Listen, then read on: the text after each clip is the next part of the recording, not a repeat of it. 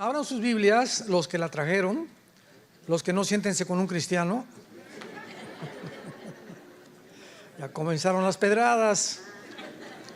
1 Corintios capítulo 15, y quiero hablar acerca del arrebatamiento de la iglesia, que es, si alguien me pregunta, ¿qué evento profético próximo estaríamos esperando los cristianos? Que tal vez ahorita saliendo del hotel nos vayamos. Hoy en la noche, o mañana, o una semana, o un mes. Repito, pues saliendo ahorita, puede ser en medio de la reunión. Pero el arrebatamiento de la iglesia es un evento profético que se consideraba un misterio. Esto es muy importante porque ustedes saben, ha habido siempre contracorrientes. No, pues es que es nuevo el arrebatamiento, que hace 2 siglos no se predicaba, etcétera, etcétera. Y esto sencillamente proviene de gente inculta, desinformada, sin teología. Entonces, cuando alguien comienza a hablar, las redes están llenas de merolicos, de gente que habla y dice sin ningún título, no son teólogos, no son nada, pero buscan seguidores y controversia. No, que fulano de tal dijo estas cosas para atraer seguidores. O sea, sus fines son completamente equivocados, sus motivos son equivocados, malignos y perversos, hacer dinero de otras personas. Entonces, cuando la gente habla de esta manera, repito, son gente desinformada, gente que no tiene corazón, gente con motivos completamente equivocados, y ellos no entienden que la revelación de Dios es progresiva. ¿Qué quiero decir? A principios de la iglesia cristiana, los apóstoles tuvieron la revelación que está escrita en todas las epístolas y cartas, y conforme el tiempo ha transcurrido, a través de los siglos, el Espíritu Santo en el siglo XVI, XVII, vino la Reforma, Martín Lutero, Juan Calvino, Zwinglio, etcétera, etcétera. Se les reveló que lo que la iglesia católica estaba enseñando era una verdadera herejía, más bien herejías, porque la iglesia romana había llegado al colmo de decir fuera de Roma no hay salvación, y que la intercesión era a María. María fue una gran mujer, la madre de Jesucristo, pero jamás se nos manda a adorarla, porque solo Dios merece toda la adoración.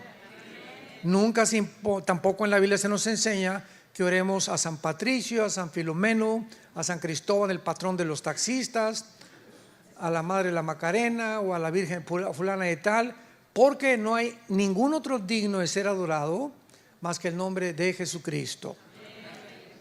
Entonces, Martín Lutero fue un monje que allá en Alemania, que quería ser, bueno, más bien ya estaba a punto de recibir el celibato, y le cayó así un milagro, nadie sabe cómo, pero comenzó a leer un folleto de la Biblia, del libro de Romanos, y en el capítulo 1 de Romanos se encontró que decía: el justo por la fe vivirá. Entonces Martín Lutero comienza a leer el libro de Romanos, que es la constitución de la iglesia cristiana. Un cristiano que no ha estudiado el libro de Romanos, o un pastor que no enseña Romanos versículo por versículo, es una iglesia que no tiene bases teológicas doctrinales, porque la constitución está formada por el justo por la fe vivirá. Y si no entendemos por qué no somos salvados por las obras, sino solamente por la fe, nuestra fe es completamente débil ante cualquier ataque de cualquier secta o de cualquier doctrina. Y por eso las iglesias están llenas de cristianos que realmente ni siquiera se han arrepentido, ni saben lo que es el arrepentimiento. Ya no se predica el pecado, ya no se predica el juicio, ya no se predica el evangelio, ya no saben ni lo que es el evangelio. Yo le dije a cristianos: oye, ¿me puedes decir en 30 segundos qué es el evangelio de la gracia de Dios? Y no saben contestar.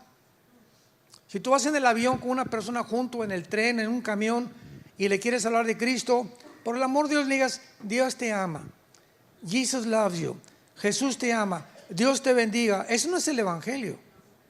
Pero tú puedes en 30 segundos comunicar el evangelio, que es simplemente: tú sabes, fulano de tal, tú sabes que la Biblia dice que alguien murió por ti en una cruz, pero que tus pecados han hecho estorbo, y si tú te arrepientes, Cristo pagó por ellos con su sangre. Ese es el evangelio, que Cristo fue crucificado, enterrado y resucitado a los 3 días. Y si tú no predicas eso, no es el evangelio. Ese es el evangelio. Dios encierra el evangelio en estas palabras para avergonzar a los sabios. Y un mensaje tan sencillo como ese es el que tiene el poder de convertir.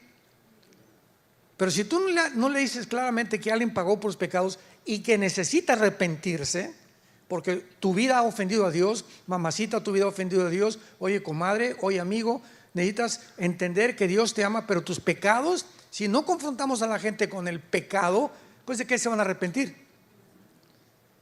Si el médico no me convence que estoy enfermo, ¿cómo me voy a tomar la medicina? Y ese es el problema. Ahora nada más, recibe a Cristo, levanta la mano, todos quienes reciben a Cristo, recibe. Y comienza un tiradero de gente, ¿verdad? Eso es un circo. Le ganaron al Circo Soleil. Eso no es el evangelio ni es la iglesia cristiana. Pero estamos llenos de falsas doctrinas, de falsas enseñanzas que desgraciadamente han llenado la iglesia. Y no nos sorprendamos, ahorita decíamos en la comida, la Biblia profetiza que todo esto iba a suceder, la apostasía. Y vivimos el tiempo de la apostasía. Desde hace 30 años, nunca en toda la historia de la iglesia cristiana se habían introducido tantas malas doctrinas como las que se han introducido en los últimos 30 años. Y la gente las está recibiendo por no conocer la verdadera doctrina. Entonces, cuando yo le dice a Daniel 12, Daniel, cierra las palabras de este libro y no los van a entender nadie hasta que pasen 2600 años. Cuando pasen 2600 años, esa generación que somos nosotros, vamos a entender las profecías de Daniel. Por eso no se predicaron hace 40 años, ni hace 50 años. No se predicaba tanto el anticristo como ahora, porque nunca ninguna generación estaba lista para recibir al anticristo más que la nuestra. ¿Por qué? Por la tecnología que tenemos. Hace 40 años el anticristo no podía aparecer. ¿Cómo puede aparecer un hombre y gobernar el mundo sin una computadora y sin un chip? Tenían que inventarse los chips, las computadoras, la inteligencia artificial, la robotización, para que pudiera un hombre como el anticristo gobernar al mundo económicamente por medio de un chip o por medio de la tecnología que tenemos. Y esa tecnología ya existe. Nosotros somos la generación que está lista para que un hombre llamado el anticristo tome el poder por la tecnología que tenemos. Antes no estaba el mundo listo. Entonces Dios considera hace un siglo, 2 siglos, que como nos vamos acercando ya a la consumación de la historia, la predicación del rapto era importante. Por eso se le ha dado más importancia. Pero como dice, ni siquiera está en la Biblia, le digo, pues arráncale 1 Tesalonicenses capítulo 4, 1 Corintios 15, Juan capítulo 14, arráncalos de la Biblia. No es de que no esté en la Biblia, lo que pasa es que no se había predicado porque se había dado énfasis a otras doctrinas, pero no se había dado énfasis a la profecía. Y ahorita que nos acercamos al mundo, con todo lo que está pasando, resulta que ahora la mayor parte en el liderazgo cristiano en el mundo no sabe nada de profecía. En todos los lugares donde mi esposo y yo hemos viajado, la gente nos ha dicho lo mismo: hermano, es que esto no lo predican en ninguna iglesia. Nadie está explicando lo de Ucrania, lo que está pasando, lo del Hezbollah, lo del Hezbollah, lo de Rusia, lo que va a pasar, qué país están en la Biblia, qué es la geografía que estamos enfrentando nosotros, cómo es la geopolítica del mundo. Nada de esto se está predicando. Y la pregunta es ¿por qué? Porque ahora las predicaciones es: ven a Cristo y sé feliz para siempre, el campeón que traes dentro, y vas a resultar en todo y todo te va a salir bien, bla bla, como le llaman en inglés, sugar coated, un evangelio endulzado completamente sin llamar al pueblo al arrepentimiento. En 1 Corintios 15 Pablo nos revela un misterio, y en la Biblia la palabra musterión en el griego, que se tradujo misterio, es una verdad o una doctrina que en el Antiguo Testamento no existía. Y cuando Pablo nos habla en 1 Corintios 15, 51 al 53, he aquí os digo un misterio: este misterio del cual vamos a desarrollar, que es el rapto de la iglesia, no se conocía en el Antiguo Testamento. Y vean, Dios no le reveló el rapto ni a Pedro, ni a Juan, ni a Santiago, ni a Mateo, ni a Lucas, ni a ningún apóstol. Se lo reveló específicamente a un solo hombre. Por eso es tan importante cómo nos necesitamos todos a nivel de iglesia. Pentecostales, presbiterianos, bautistas, la iglesia Señor Viano para el mundo, todos somos hermanos en Cristo, con diferentes perspectivas de diferentes doctrinas. Hay hermanos que creen que se pierde la salvación, otros que no se pierde la salvación, unos que tienen que hablar en lenguas todos, otros que no, etcétera, etcétera. Doctrinas no esenciales relacionadas con la salvación. Pero si tú crees que es la sangre de Cristo, la resurrección de los muertos, y que es por la gracia por la que somos salvados, eres mi hermano. El título que tenga la botella no importa, sino el contenido que está en tu corazón. Entonces tú puedes llamarte presbiteriano e irte al infierno, puedes ser bautista e irte al infierno, puedes ser pentecostal o carismático e irte al infierno, porque no es el título ni la iglesia, es la vida de Cristo dentro de ti la que te da la salvación. ¿Me van entendiendo? Esto es muy importante de entender. Son principios elementales de doctrina cristiana. He aquí luego un misterio, dice el apóstol Pablo. ¿Qué es este misterio o esta verdad no revelada bajo el Antiguo Testamento? Que no todos vamos a dormir, pero todos vamos a ser transformados. La palabra dormir significa morir, pero vamos a ver más adelante por qué se usa dormir. En un momento, en un abrir y cerrar de ojos, a la final trompeta. Entonces, muchos detalles. Porque se tocará la trompeta y los muertos serán resucitados incorruptibles y nosotros seremos transformados. Porque es necesario que esto corruptible se vista de incorrupción y esto mortal se vista de inmortalidad. ¿Cuál es el misterio que nadie sabía y que solamente un hombre le fue revelado por el Espíritu Santo? Que habrá una generación dentro de la iglesia, no del Antiguo Testamento.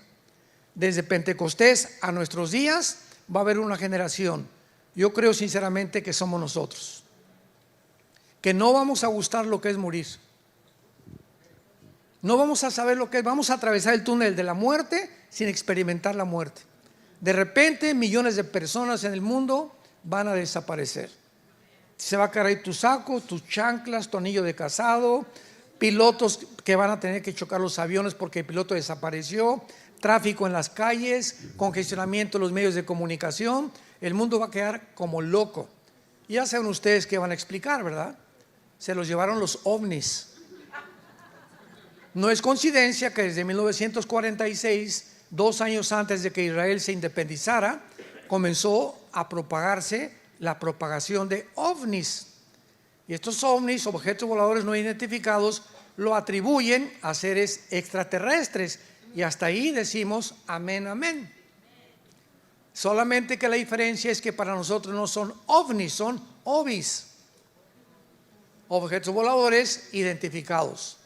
Porque alguien me dijo, es que ¿cómo pueden los cristianos no creer si hay vestigios y documentos de pilotos, de astronautas que certifican que han visto objetos que rebasan la velocidad del sonido, el Mach 3, Mach 4, y que no es posible que ninguna nación los haya producido?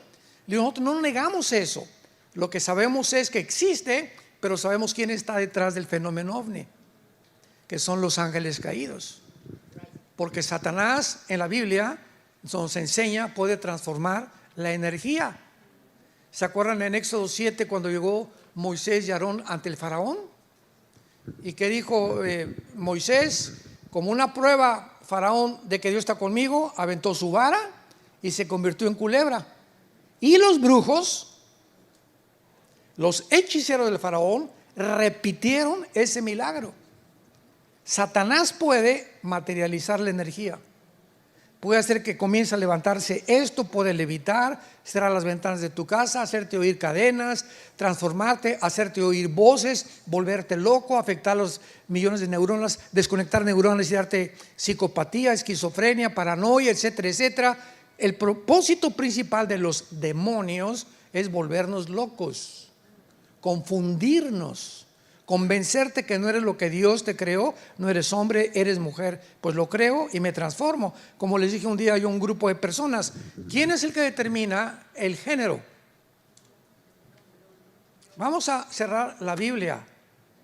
Si tú tienes el cromosoma Y, eres macho camacho. Las mujeres tienen el cromosoma XX. Entonces no importa lo que tu mente diga, ve a hacerte un examen de sangre. Si tienes el cromosoma X, eres macho, macho, macho. Y si tu mente te dice que no es cierto, hay una guerra entre tu mente y tu genética y tu biología, que te vas a engañar, y tu problema no es físico, tu problema es mental. Ahora, si también crees que eres el hombre araña, pues lo puedes creer, no hay ningún problema. Si crees que eres la Mujer Maravilla, también.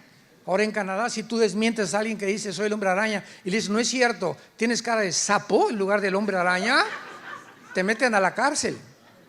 Increíble al mundo que estamos viviendo. Entonces es una guerra en la que la misma ciencia ha quedado completamente avergonzada. Entonces la Biblia nos muestra claramente que el propósito del enemigo es robarnos nuestra identidad. Cuando Satanás le roba la identidad a una persona, esa persona queda a merced completamente de los demonios, porque has sido convencido que no eres lo que Dios te creó, sino que eres de otro género. Este misterio, dice Pablo, Corintios 15:52, va a suceder en fracciones de segundos, en un abrir y cerrar de ojos. Muchos de ustedes se van a ir a la cama hoy en la noche y a lo mejor buscas en la mañana y mi esposa. ¿Ya ves, cabezón, que no entendiste?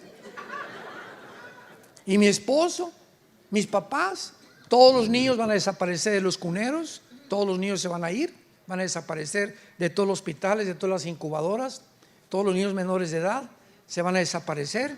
Va a haber un caos en el mundo, principalmente en este país, donde se considera que hay el mayor número de cristianos en el mundo. En Europa no va a afectar tanto porque no hay tanto cristiano en Europa. Pero ahorita los países como Estados Unidos, China, Irán, que la iglesia está creciendo cristiana tremendamente, a pesar de ser un caos Irán, increíble lo que Dios está haciendo en Irán y en China, de los miles de cristianos que se están convirtiendo. En un momento, en un abrirse de ojos, porque se tocará a la final trompeta. Cuando dice la final trompeta, muchos han escrito que es la trompeta del Apocalipsis, Apocalipsis 15, y esto es imposible, porque las trompetas del Apocalipsis son de juicio.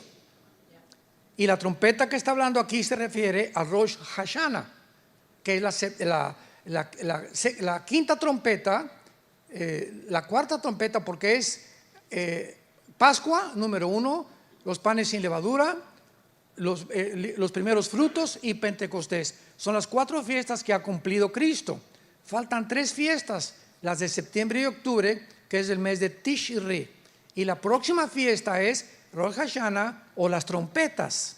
Y si tú ves al libro de los Números en el Antiguo Testamento, cuando Moisés reunía al pueblo, se tocaban trompetas, porque no había Twitter, ni había Instagram, ni había nada. Imagínate, casi 2 millones de personas, nos tenemos que ir. Entonces había un sonido con el shofar que decía así, cuando era constante, sin parar, significaba córranle, escuchen cerca del campamento porque tenemos que huir, vamos a ser asaltados por una tribu enemiga. Y cuando era era para órdenes que Moisés tenía que darles al pueblo. Entonces el pueblo sabía que a través del shofar eran llamados para una emergencia o para una convocación de una reunión. Y Rosh Hashanah es la 100ª trompeta, la última trompeta que toca en la fiesta de las trompetas. Por eso muchos creen que si el rapto viene va a ser entre septiembre y octubre. No hay nada de aquí, nada dogmático, ¿verdad? Pero es posible que esté relacionada con la fiesta de las trompetas, porque dice a la final trompeta: los muertos serán resucitados, incorruptibles, y nosotros seremos transformados. O sea, de repente, tal vez ahorita en el próximo minuto o hoy en la noche, todos los muertos, que tus papás, tus hermanos, abuelos que murieron en Cristo, van a ser primero que nosotros, van a ser sacados de las tumbas al cielo con Cristo. Luego nosotros, inmediatamente, el cuerpo no va a morir, pero tiene que ser transformado, porque cuando vamos a pasar a otra dimensión que no tiene las leyes físicas que actúan en este mundo, no podemos adaptarnos a vivir en el cielo con el cuerpo que tenemos. Este cuerpo es corruptible, sujeto a la muerte celular, porque el pecado, el paga del pecado es la muerte. Entonces tu cuerpo tiene que ser cambiado para poder entrar al cielo con Dios, al nuevo ambiente donde vamos a vivir. Y por eso va a ser nuestra transformación instantánea. Pero instantánea tendremos un cuerpo nuevo, igualito al de Rambo. Vamos a ver qué tipo de cuerpo vamos a tener más adelante. Esto es muy interesante.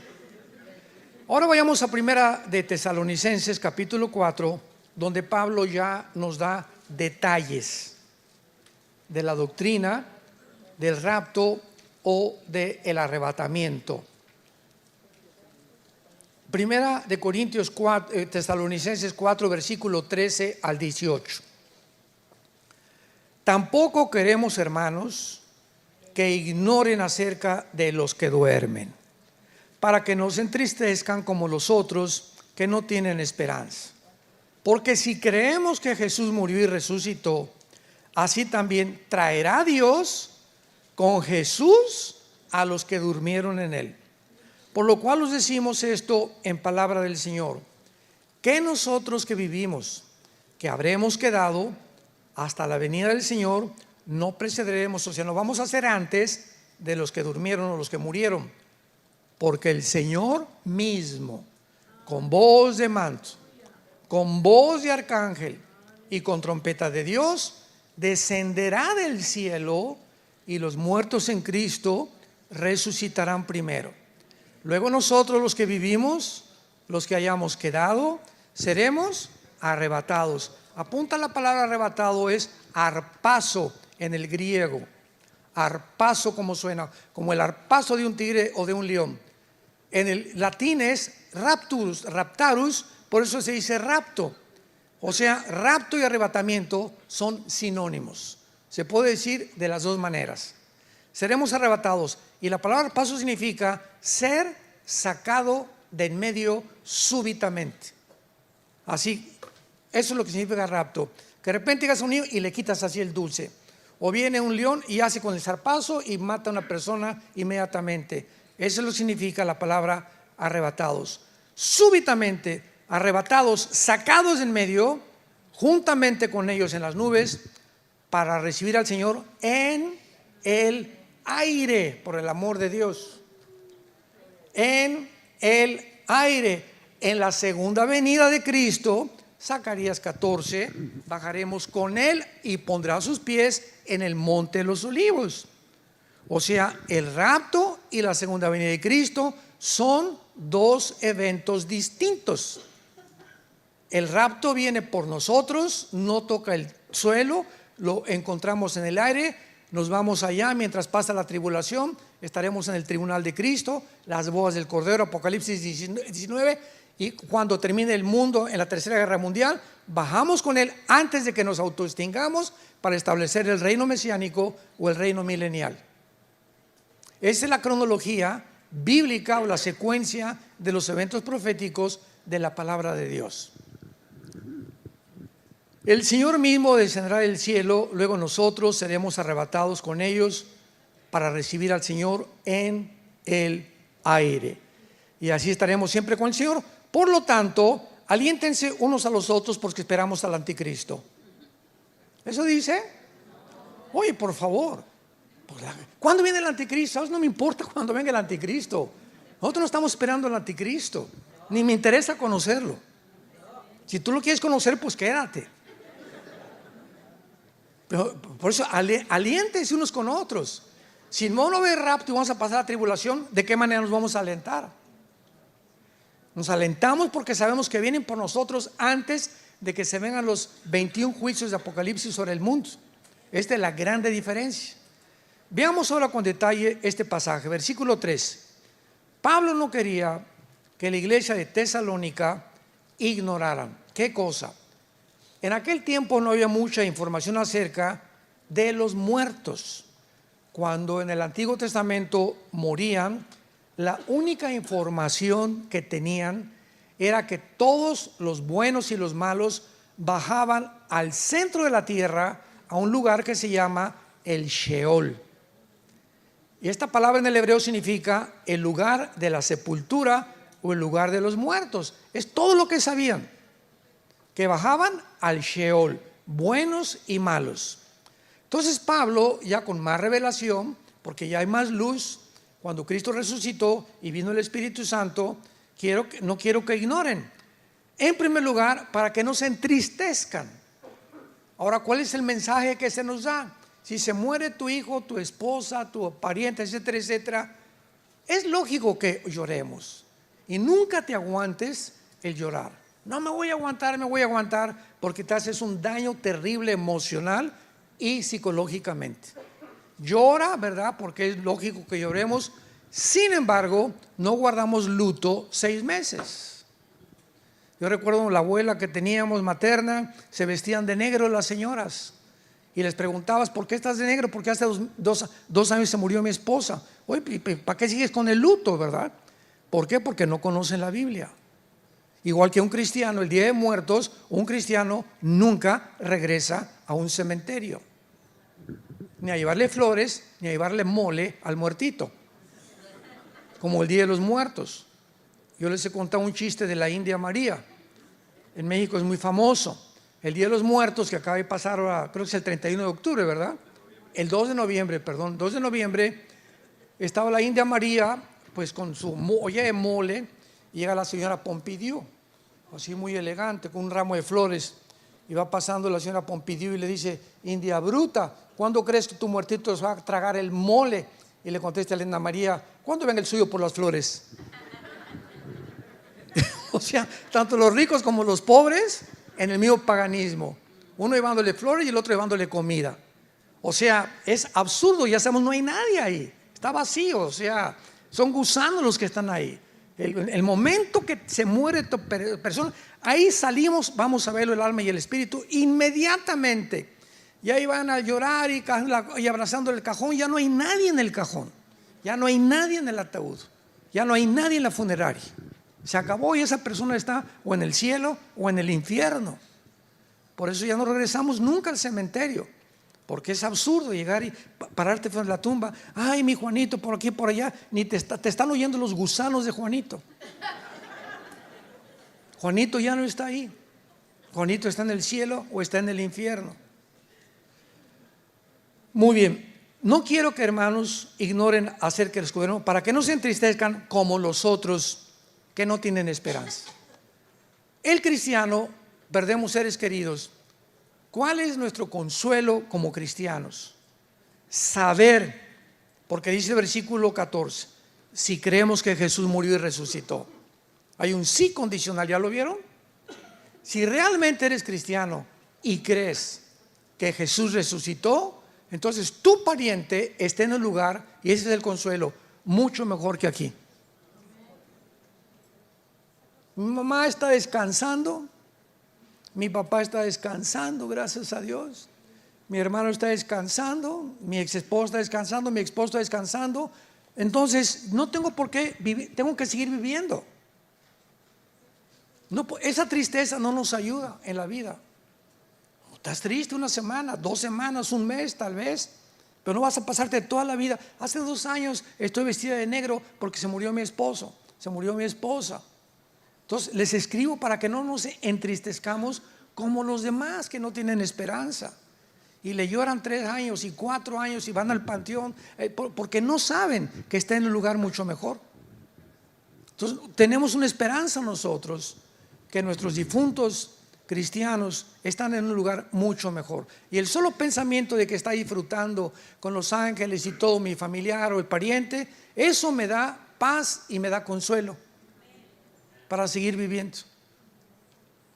No podemos toda la vida vivir amargados por alguien, porque tenemos una esperanza de la resurrección de Jesucristo. Por lo cual les decimos en palabra del Señor que nosotros que vivimos, que habremos quedado, no precederemos a los que durmieron, porque el Señor mismo va a ser el mismo Señor Jesucristo que resucitó y ascendió al cielo, quien va a bajar del cielo. El mismo Señor Jesús va a bajar del cielo. Y dice la Biblia, ya no con voz de, por favor, les ruego, va a venir con voz de manto. O sea, mandando ¿qué cosa? Que lo alcancemos en el cielo. Vámonos, vamos a oír tal vez la trompeta o el shofar, y en ese momento nos vamos con él. El arcángel Miguel vendrá con él, con millones de ángeles por nosotros también. Imagínense qué espectáculo. Ni un sueño, ni una película, nadie podría describir el gozo tan grande que vamos a experimentar al estar con Jesús. No vamos a creer ni siquiera que estamos muertos. O sea, ¿dónde estoy? Con Jesús y los ángeles y el arcángel Miguel y todo. Vámonos y nos vamos hasta el tercer cielo con él. Y ya se acabó tristeza, se acabó enfermedad, se acabó lloro, se acabó todo completamente, porque estamos ya para siempre con el Señor. Ahora, hay una pregunta muy importante, porque hay mucha gente que enseña como una secta que se llama los Testigos de Jehová. No son cristianos, es una secta que fundó el juez Rutherford, y tiene la Torre del Vigía, una revista que se edita en Nueva York y que enseña que Jesús no es Dios y que nosotros no tenemos conciencia después de morir. Vayamos a Apocalipsis capítulo 6.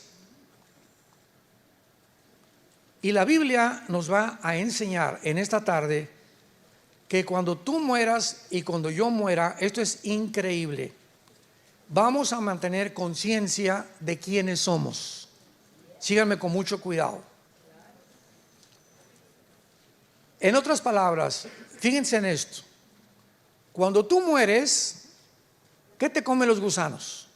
El cerebro. ¿Sí? Sí, claro, ¿cómo que no? Será Supergirl, ¿verdad? Nos comen todo, o sea, puros huesos, ¿no?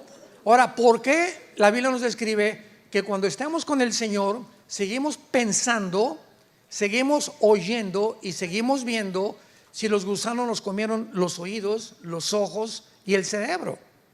La pregunta está, ¿en dónde están los pensamientos entonces? En el alma, no están en el cerebro. Seguimos manteniendo la conciencia porque nuestra conciencia no está ubicada en ningún órgano del cuerpo, ni en el cerebro tampoco. Supera esta y trasciende el elemento que Dios nos puso, que se llama el alma, que lo vamos a ver, que es el alma, que cuando despertemos o estemos en la muerte, voy a saber que yo soy Armando, nada más que ya después nos van a cambiar el nombre, lo que tú quieras en el tribunal de Cristo, pero vamos a tener conciencia que somos nosotros. Voy a ver a Pablo, voy a saber que ese es Pablo, que ese es Adán, que ese es el apóstol Pedro. Nos vamos a reconocer, se llama intuición espiritual. En Mateo 17, cuando viene la transfiguración, ¿se acuerdan que se aparece Elías y Moisés junto a Jesús? Y estaba Pedro, Juan y Santiago ahí en el monte. ¿Y cómo reconocieron ellos? Ese es Elías y ese es Moisés, que representa la ley y los profetas. No había fotos en aquel tiempo de los personajes, ni había ningún aparato tecnológico que tenemos ahorita. ¿Cómo supieron que era Moisés y que era Elías? Platicando con Jesús, conscientes de que era Moisés y que era Elías. Y sabían ellos que Elías había siglos antes arrebatado con Dios, al igual que Enoc, y Moisés había sido enterrado por Dios en el monte arriba antes de entrar a la tierra prometida, porque subieron ellos de la misma forma que ellos descubrieron que era Moisés y que era Elías. Así nosotros cuando muramos nos vamos a poder reconocer, nada más que no con la cara que tenemos actualmente de cocodrilo, ni tan feos como estamos, ni las mujeres, ¿verdad? Bonitas van a seguir siendo bonitas, pero nosotros todavía vamos a ser más guapos todavía, si Dios quiere. Entonces, esto nos muestra en Apocalipsis 6, versículo 9, quinto sello. Vean ustedes lo que la Biblia nos revela. Dice el apóstol Juan: cuando abrió el quinto sello, vi.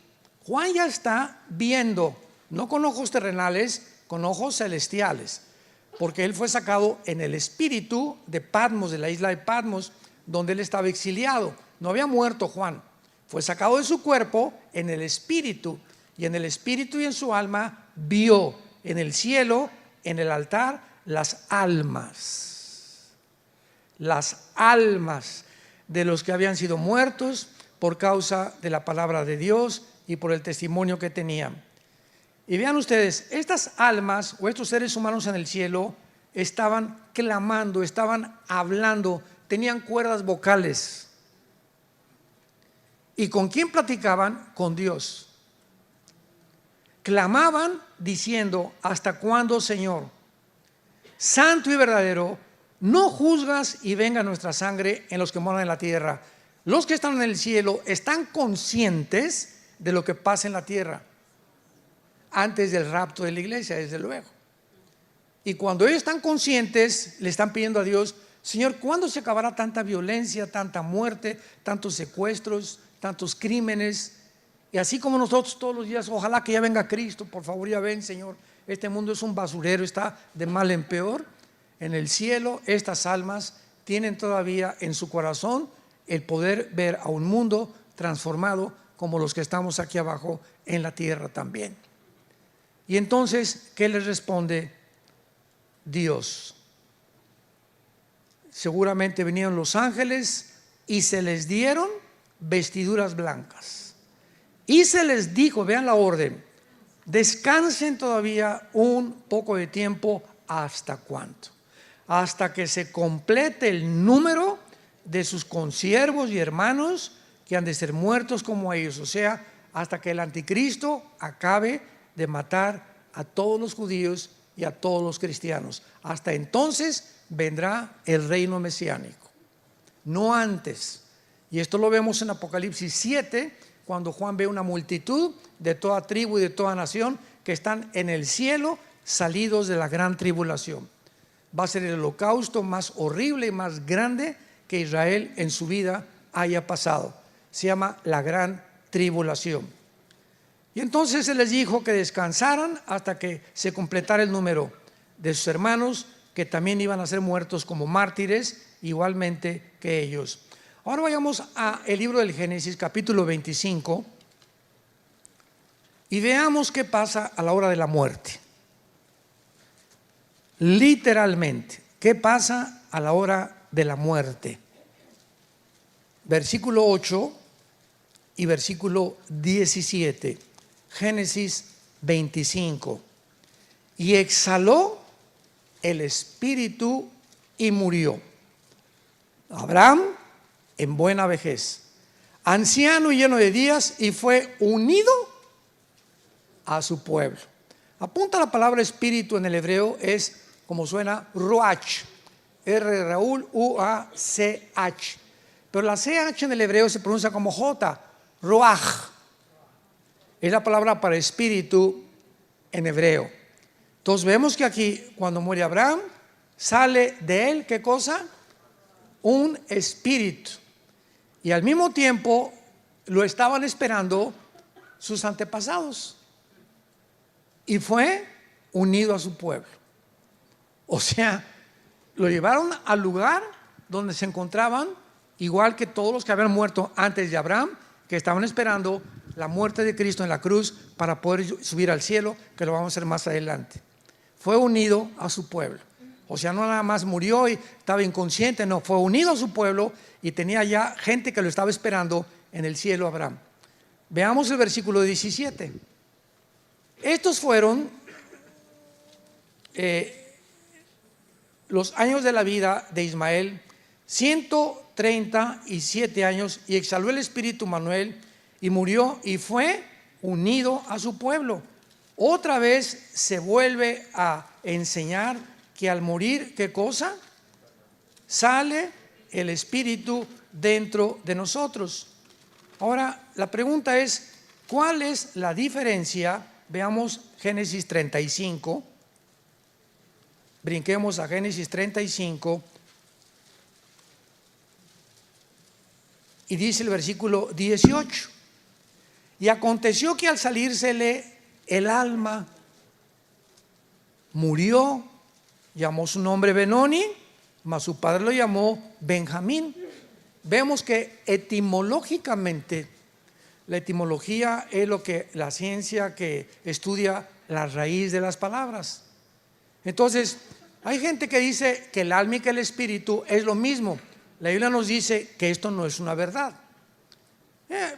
Hebreos 4:12, porque la palabra de Dios es más firme y eficaz que toda espada de dos filos y separa el alma del espíritu.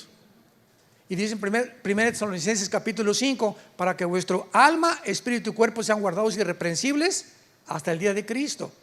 La Biblia nos habla claramente la diferencia entre el alma y el espíritu. Entonces, en conclusión, cuando morimos hay dos cosas que se salen de nosotros: el alma y el espíritu. Apunta qué es el alma. El alma es la voluntad, el intelecto, las emociones y los sentimientos. Es el yo. Ese es el alma: la voluntad, el intelecto, las emociones y los sentimientos. El espíritu es la parte inmaterial a través de la cual conocemos, servimos y adoramos a Dios, porque Dios es espíritu. Juan 4:24. Entonces, el alma son mis sentimientos, mis emociones, mi voluntad, mi intelecto. Ese es el alma. El alma está en la mente, igual que el espíritu.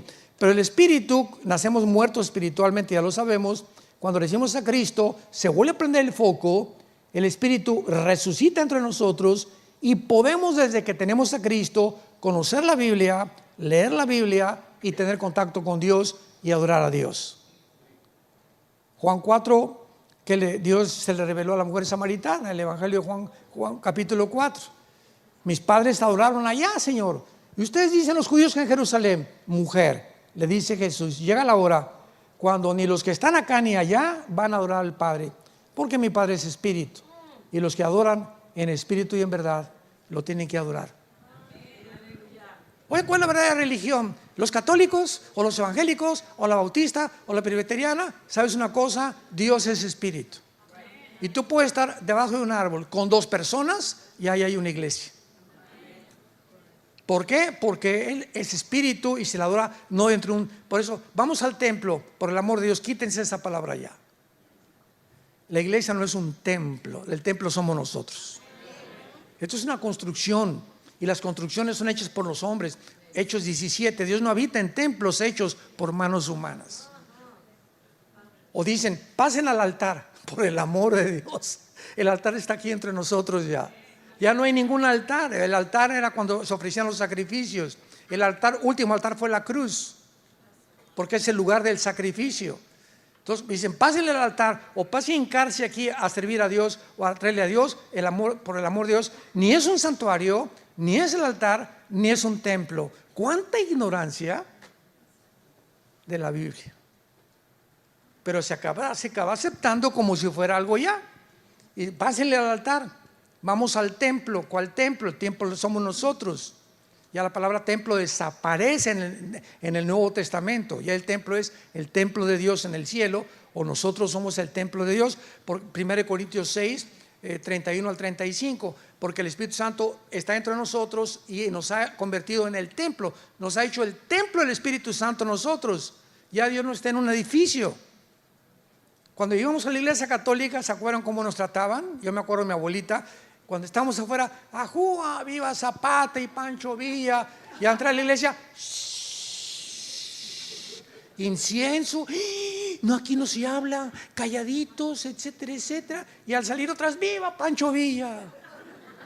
Porque nos enseñaban que ahí estaba Dios dentro del edificio. Mi esposo y yo hemos ido al Vaticano varias veces, no a ver a tu padrino, ¿verdad? Hemos ido. Y a mi esposa le dijeron una vez, ¿verdad? Traía shorts, pero hacia la rodilla. No entre usted con shorts acá, póngase por favor vestido, porque está entrando usted al santuario de Dios. Así hay letreros completamente. Prohibido porque es el santuario de Dios. Y si pasas por una puerta en el Vaticano, tus pecados te son perdonados. Vean todo qué cosa producto de la ignorancia de este libro. Erráis ignorando las Escrituras y el poder de Dios. Qué responsabilidad tan grande tenemos los cristianos de conocer la Biblia. Ahora la pregunta es, ¿cómo será nuestro cuerpo? Vayamos a Filipenses. ¿Cómo será nuestro cuerpo cuando vayamos a resucitar? ¿Se parecerán las mujeres a Madonna?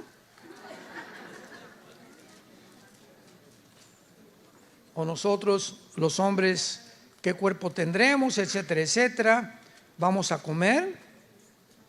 ¿Vamos a seguir comiendo tlayudas de Oaxaca?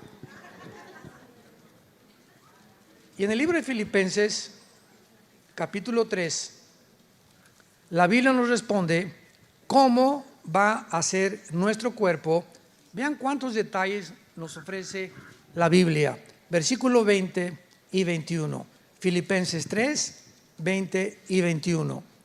Mas nuestra ciudadanía está en los cielos, de donde también estamos esperando al Salvador, al Señor Jesucristo, el cual transformará el cuerpo de la humillación nuestra para que sea semejante ¿a quién? Al cuerpo de la gloria suya, con el poder con el cual puede también sujetar a sí mismo todas las cosas. Nuestro cuerpo tendrá las mismas características físicas que tenía el cuerpo de Cristo cuando Él resucitó. Y cuando Cristo resucitó, se acercó el centurión romano y tenían órdenes los centuriones de asegurarse que los crucificados estuvieran muertos, porque si los soldados romanos bajaban a un crucificado vivo, mataban a los soldados romanos. Era su responsabilidad asegurarse que estaban muertos. Y para asegurarse, les rompían con una especie como de bat los meniscos de las rodillas. Llegaban y les rompían las rodillas para que cayera el cuerpo, y si no se habían muerto por la crucifixión, se morían de asfixia, porque ya no podrían, colgar el cuerpo, respirar. Pero estaba escrito en el libro de Deuteronomio que al Mesías no se le iban a romper los huesos. Y eso el centurión no lo sabía. Tenía que cumplirse la escritura. Entonces el centurión, para asegurarse, dijo, por si aquello de que a lo mejor agarró la lanza y de la izquierda a la derecha atravesó todo el costado por dentro de Cristo, y cuando lo atraviesa de lado a lado, sale, dice Juan, una gota de sangre mezclada con agua. Y de acuerdo a la cardiología moderna, hermanos, de acuerdo a la cardiología moderna, el cardio, ya viene la palabra corazón, cuando se mezcla la gota de sangre con agua, significa la ruptura del pericardio. ¿Qué es el pericardio? Es una capa que envuelve el corazón. O en otras palabras, aquellos que dicen que Cristo no murió, esto lo evidencia la ciencia médica del siglo XXI, que realmente Él estaba muerto. Entonces la primera característica es que nuestro cuerpo ahorita vive por la sangre, porque la vida del cuerpo está en la sangre. Desde los pies de la cabeza hasta la punta de mi cráneo tenemos una circulación donde nos lleva la sangre lo que comemos, lo que bebemos, minerales, todos los nutrientes, etcétera, etcétera. Hay un examen de sangre, la biometría hemática, y te sale hasta el cáncer, ¿verdad? También te puede salir que puedas tener tú también cáncer, si hay una elevación grande de plaquetas o de leucocitos o de linfocitos. Entonces la sangre ahorita es imprescindible para nosotros. Nuestros cuerpos ya no tendrán sangre. Pregunta, ¿cómo funcionarán? No sé. Yo lo único que sé es que ya no va a tener sangre. Número 2, vamos a comer. Cuando Cristo resucita en el camino de Maús, ¿se acuerdan que se le aparece a 2 discípulos? Y los lleva, se sientan para cenar pez y miel. El cuerpo de Cristo no tenía sangre, pero va a tener otra nueva constitución, otra nueva mecanismos que podremos seguir asimilando la comida y seguir bebiendo y seguir comiendo. Y Cristo en la última cena le dijo a los discípulos, un día antes de morir, la última cena: este pan y este vino no lo vuelvo a comer con ustedes hasta el día de que yo regrese por ustedes, anteponiéndoles ya que íbamos a seguir bebiendo vino y comiendo peces y miel. Chorizo no. Número 3 y último, cuando Cristo resucita, o sea, no vamos a tener sangre, vamos a seguir comiendo y bebiendo. Y en tercer lugar, cuando Cristo resucita, se juntan todos los apóstoles y Cristo atraviesa una pared. Y ahí estaba Tommy Boy, el agnóstico, el escéptico de los discípulos. No, hasta que yo no ponga mis manos en sus manos, no voy a creer. Y viene Jesucristo, le dice: Tom, come here. Se acerca a Tomás, escuchen esto, se acerca a Tomás y Jesús le dice: pon tus manos en mis manos. Y cuando Tomás pone las manos en las manos de Cristo, no atraviesa las manos de Cristo como si fuera un espíritu, toca algo sólido. Y cuando toca el costado de Tomás, toca algo sólido, implicando con esto que nuestros cuerpos van a materializarse y desmaterializarse a voluntad. Ahorita yo puedo hacer con mi mano esta y me rompo los meniscos, ¿verdad? Aquí de todos los de mis huesos. ¿Por qué? Porque la composición molecular de la materia de los átomos es más gruesa que los átomos de mi mano. Pero cuando el cuerpo de Cristo resucitó, pudo atravesar la pared y poder otra vez materializarse y hacerse sólido con el momento que lo tocó el apóstol Juan, Tomás. Entonces nuestro cuerpo se podrá materializar. Y en cuarto lugar, la fuerza de la gravedad y las leyes cósmicas ya no tendrán poder sobre nosotros. Cuando Cristo resucita, Hechos 1 comienza a ascender venciendo la ley de la gravedad. Ya las leyes físicas no operaban en el cuerpo resucitado del Hijo de Dios. Así estará nuestro cuerpo y podremos ir a la luna, podremos ir a otras galaxias, a todo lo que Dios va a formar, ¿verdad? A voluntad. Le damos gracias a la palabra y le pedimos a Jesús con nuestra oración: sí, Jesús, ven pronto por nosotros. Gracias, Señor, por tu palabra. En esta tarde, tal vez haya muchos de ustedes que vinieron por invitación, por curiosidad, para oír, otros para aprender más. Pero tal vez en esta tarde Dios te ha hablado y te dice en esta tarde que te arrepientas de tu vida,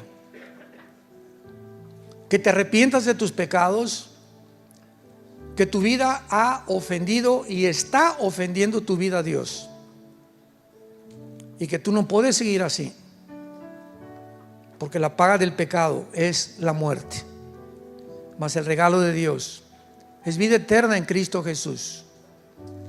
Dios te pide que regreses a Él, que lo abraces, que Él tendrá misericordia de tu vida. Ábrele tu corazón, invítale como tu Señor y Salvador.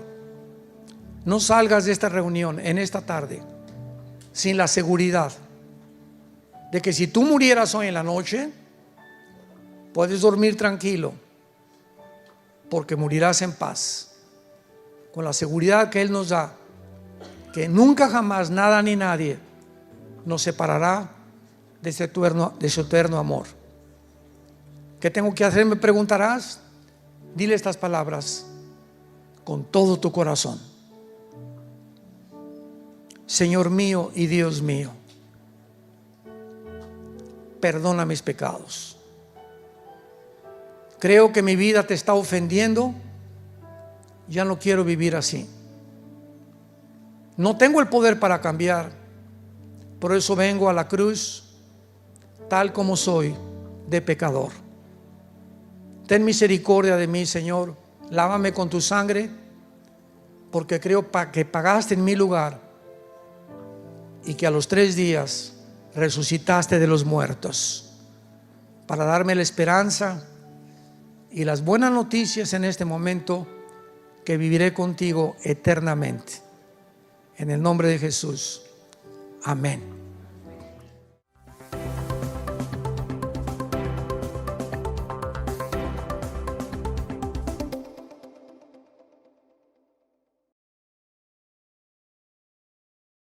¿Qué tal? Me da muchísimo gusto saludarles y quisiera simplemente comunicarles que gracias a todos ustedes a través de todas las naciones en el mundo que aman la palabra de Dios y que realmente están interesados en que nosotros como organización Vida Nueva para el Mundo continúe predicando el Evangelio de la gracia de Jesucristo, podamos nosotros continuar haciéndolo gracias a sus donaciones.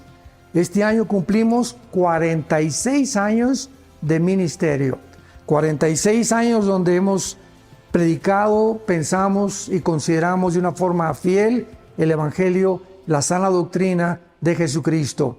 Nosotros con todas estas donaciones tenemos que sostener pastores, misioneros, obras, equipos de televisión y aún continuamos buscando la manera de poder elevar este ministerio.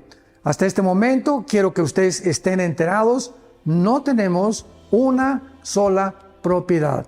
Y así hemos trabajado durante 46 años porque le damos la importancia a la evangelización, a las misiones y también a los hombres de Dios para levantar más pastores. Le damos las gracias, que pueda Dios con su gracia tocar sus corazones y que puedan ustedes invertir en un terreno donde es fructífero, porque creemos que hemos producido bastante buen fruto para la gloria de Dios. Gracias por sus aportaciones y por las donaciones que sabemos ustedes continuarán haciendo para que podamos continuar siendo fieles en la predicación del Evangelio.